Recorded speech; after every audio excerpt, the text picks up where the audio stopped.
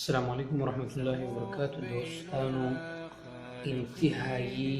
زموږ زړه خفه دی د ټولو مسلمانانو ځکه چې یو سړی مسلمان وي نو هغه قدرتي طور به د هغه د اسلام او د قرآن سره محبت وي او د قیامت په میدان کې به دا واحد قرآن کې موږ تاسو په قرآن او سنت باندې عمل کړی وو نو موږ تاسو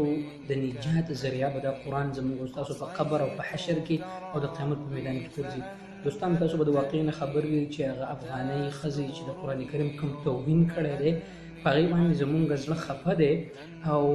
زموږ زړه ته انتهایي درد را رسېدلی الله تعالی یې د تباه او هلاکه کړي او الله تعالی دې د دې نه په دې دنیا کې بدل واخلي او دا دې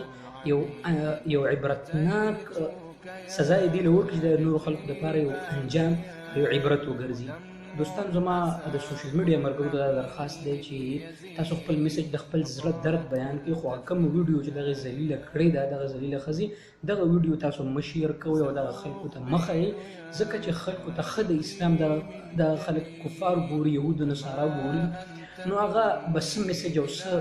احساسات د دې نه اخلي لهذا تاسو خپل میسج خور کړئ خپل میسج ورکړئ خو لهذا هغه ویډیو تاسو مه شیر کوئ